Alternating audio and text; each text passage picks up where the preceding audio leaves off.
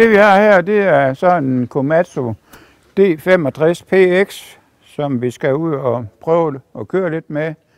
Når vi sådan ser på den, hvordan den er, så er den så, som de fleste andre dåser i Danmark, leveret med de brede bånd på. Og den her, der er så yderligere sat det, vi andre jyder, vi kalder for begærlighedsbrædder. Der er også nogen, der kalder dem jydeplader, man kalder hvad det være vil. Der er sat nogle ekstra plader på, så at den skulle kunne skubbe lidt mere. Det kunne også godt se ud til, at der var beregnet til at køre med, når det var meget mørkt. Der er i hvert fald sat en masse lamper på, og så må vi så se, om det kan lyse hele verden op, når vi får dem tændt. Hvad er der yderligere? Der er som ikke det helt store her udenfor at sige, andet at den ligner jo sådan en, som den nu skal ligne. Så jeg tror, vi prøver at gå ind i kabinen, og så kan vi så se, hvad der er derinde og gøre godt med. Så prøv det.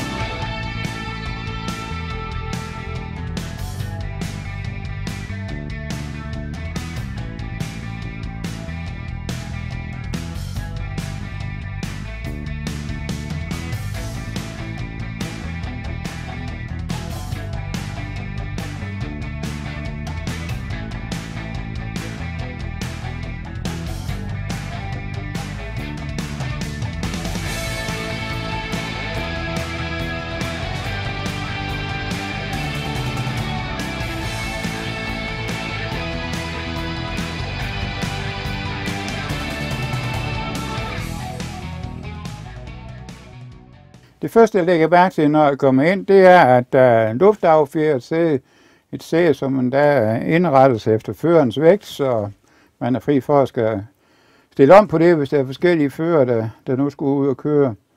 Det jeg egentlig godt kunne have tænkt mig, det var, at sædet kunne stille skrå, ligesom man kan på de fleste andre doser, sådan at man ikke skal sætte og dreje hovedet for at kigge ud over siden her. Men det kan den her så ikke, det man valgte at se bort fra. Bortset fra det, så har vi 2 joystick herinde. Vi har en til at køre med vores spælter og til at styre med, og så har vi en til at styre dosebladet med. Det vi har i bunden, der har vi en decelerationspedal, og en deceleration, hvis der er nogen, der ikke ved, hvad det er, så er det den modsat af en gaspedal i en bil. Det vil sige, når jeg træder på den, så tager jeg motoromdrejningerne væk, i stedet for at give flere motoromdrejninger. Herinde der har vi de instrumenter, der hører sådan doser til. Det sætter her på en meget begrænset område. Hvis vi starter fra den her, så har vi til at styre vores klimaanlæg med. Der er fuldautomatisk klimaanlæg. Når vi så går lidt længere om, så har vi faktisk den samme monitor, som går igen i, jeg tror faktisk samtlige Komatsu-maskiner, i hvert fald gravemaskiner og doser, det ligner hinanden. Og i den der monitor, der har vi de der sådan ting, som vi har behov for. Vi har temperaturmåler her, og vi har brændstofmåler her. Vi har en måler til det der AdBlue, som vi jo skal have for at undgå forurening. Vi har sådan, vi faktisk kan følge med i, om vi kører rimelig økonomisk. I hvert fald kan vi se, om vi kører brænder for meget dieselolie af. Når så det er, at vi sætter maskinen i bakgear, jamen så kan vi se, så går det over, og så bliver det en stor og fin bakkamera. Når vi bakker ellers derude, hvor at vi kan se vores hjulspor, så har vi faktisk en rigtig fin sigtekorn ved, at vi har den der galvaniseret trinbræt, der er derom. Når vi ellers kører med den der, sådan at den passer med sporvidden på vores bånd derude, jamen så kører vi lige præcis tilbage i det samme hjulspor, som vi kørte fremad i. Så det er egentlig meget sjovt at kan bruge den. Ja, det er sådan set egentlig det, der er at sige om den der. Vi kører fremad igen, og straks vi sætter i frigear, og skal til at køre fremad, så har vi de normale betjeninger heroppe igen. Vi kan også en hel masse andre ting. Vi kan gå ind og kigge på forskellige poster hen. Vi kan gå ind og se, at vi vil gerne have en gennemsnitsforbrug på brændstof. Så går vi derind og trykker på den der. Jamen, så kan vi se, hvilken forbrug af brændstof, der har været de sidste timer. Den har kørt.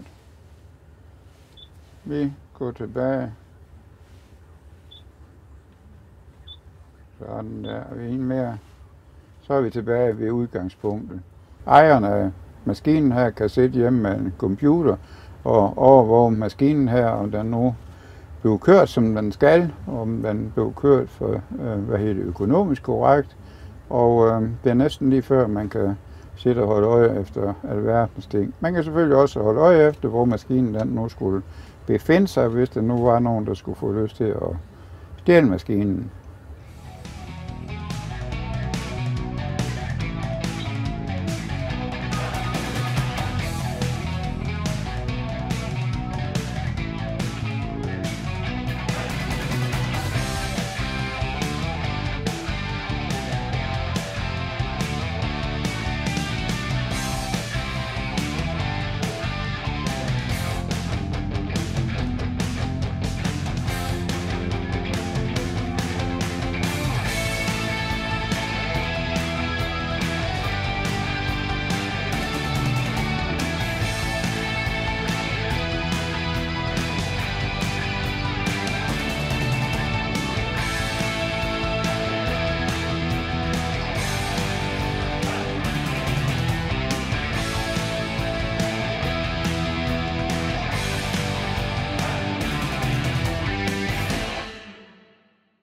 Ja, og vi skal kigge på en Dozer, en Komatsu PX 65.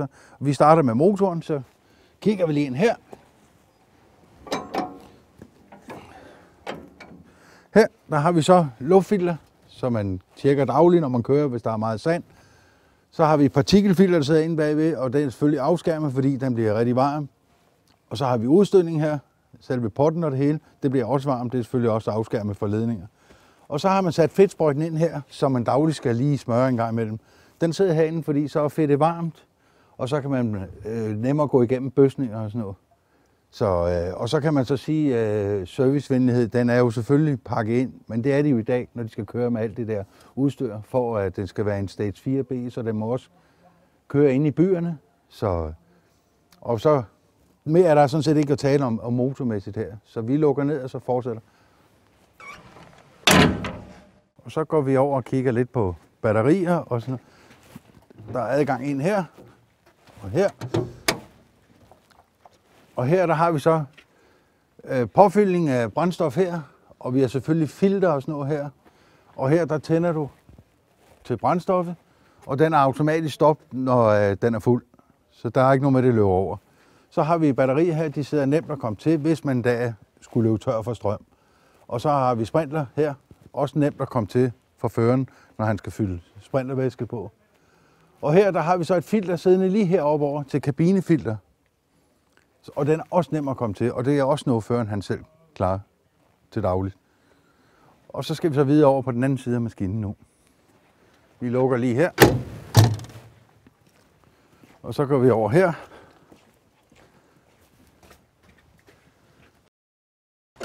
Og så her så har vi så AdBlue-tanken.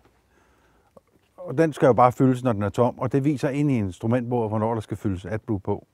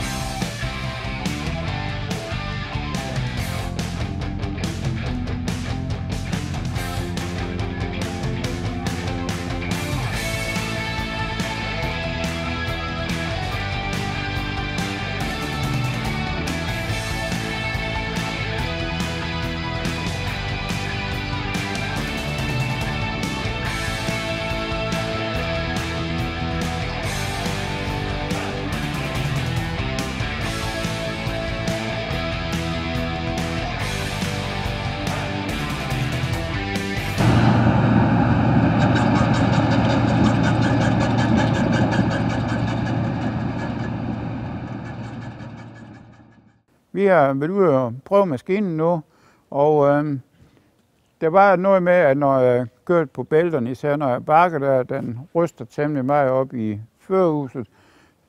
Det har nu nok noget at gøre med, når ellers jeg får det øverste lag blader skubbet væk her, så er bunden her, den er enormt meget, meget hård.